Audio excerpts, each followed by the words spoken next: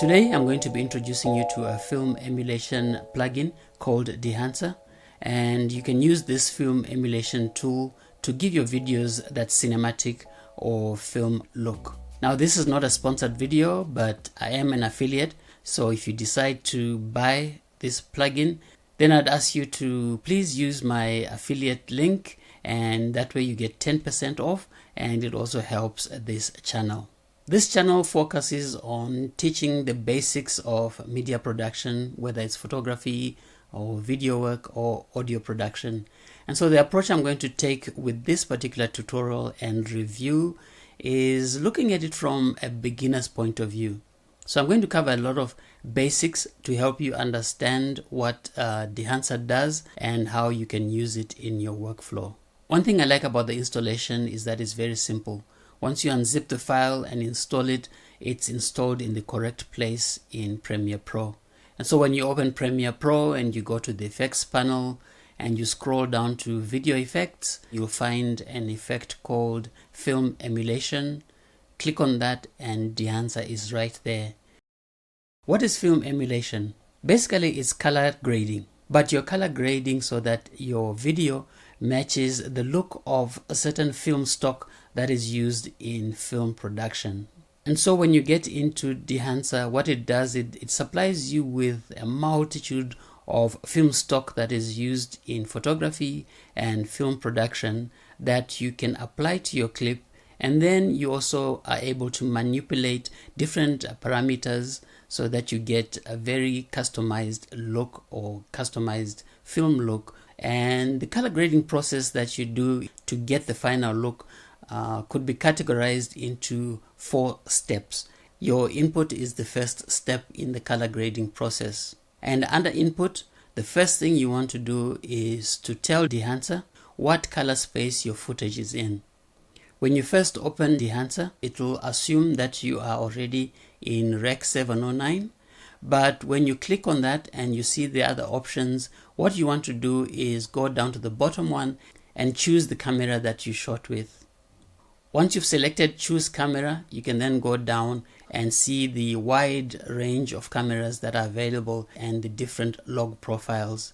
And so all you need to do there is now choose the correct camera and the correct log profile for the footage that you are using.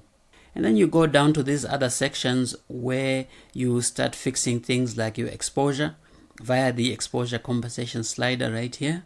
And then you fix any white balance issues that you might have by adjusting the temperature compensation and the tint compensation. And finally, you can remove any fringing that might have taken place in your footage. And this fringing is the color artifacts that you get from the lens of your camera. And so once you're done with this first section of the input, your footage is now ready for the next section, which has to do with now the color grading proper. A number of the parameters have this enable checkbox. So if you're not using an effect, you can disable it, or if you want to compare a before and after, you can toggle that on, and you can see the difference between applying and not applying the effect. In the film section, that's where you choose the film stock that you're going to be emulating. And when you click on that, you can see there's a multitude of film stock that you can use. And the nice thing about working in the digital realm is that you can just experiment with all those. But if you know the film stock that you want to emulate, you can just click on it and start your color grading process. The next section in DEHANCER is your film developer. This is where you can adjust your gamma, and gamma is the contrast in your mid-tones. So you're adjusting contrast without affecting your highlights or your shadows. The next section, film compression, adjusting the range of tones between your brightest parts of the image and the darkest part of your image. You're also going to be able to adjust the intensity of the colors in your image. This will influence how rich and vibrant your colors are. After you've done with film compression, you get to this next part, which is the expand section. In this section, you're going to be adjusting your black point and your white point. The black point in your image is the darkest part of your image, and the white point is the brightest part of your image, or the part that's considered pure white in your image. Adjusting the black point changes the threshold for what's considered pure black. When you lower the black point, you make more of the shadows and the dark areas to be considered pure black, and so that will increase your contrast and your depth. Raising the black point, on the other hand, lightens the shadows and gives your image a more muted look. Adjusting your white point changes the threshold of what's considered pure white in your image. When you raise your white point, more of your highlights are considered pure white, and so it increases the brightness and contrast of your image. And conversely, when you lower the white point, then you lower the highlights and it gives your image an overall softness. So by adjusting the black and white points, it changes the image's overall dynamic range and look.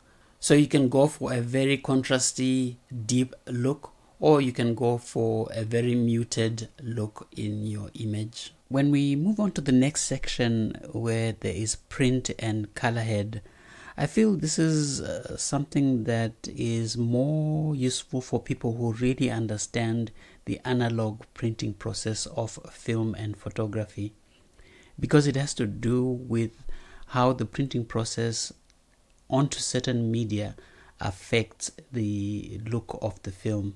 When you click on these target mediums right here, you can see all the different profiles that you can use. I would say just go ahead and experiment with these two sections, the print and color head, and see how it affects your final exported video.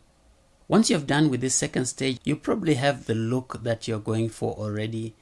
And the next stage is really optional, because this is the stage where you add special effects. And if you don't want any special effects on your film look, then just disable all these special effects in this stage. Some of these parameters, like film grain for example, will have an option there for you to choose either a custom look, or you can just select some presets. Like this film grain has all these presets.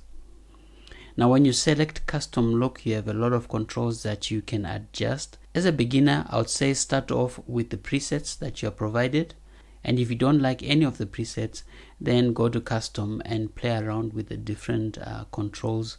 And some of the controls have something called impact, and impact just determines how strong the effect is that you are applying. So film grain are just grainy artifacts that are a result of the film's chemical composition. The amount of grain that you get on film depends on a number of things.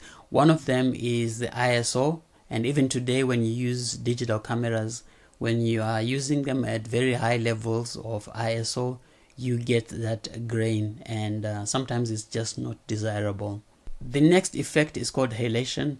Halation is an effect that you get around bright areas in your image, and it's basically like a colored glow around these bright areas. The next effect is called bloom, and this is the diffusion of bright light in an image, causing a soft glow around light sources. When done properly, using bloom causes a nice soft image. You can also get the bloom effect by using something like a pro mist filter on your lens when you're shooting. The next effect you can add to your video is film damage, and that is self-explanatory. It's just mimicking different levels of damage that is caused in the film when it's passing through the mechanism for filming and for projecting.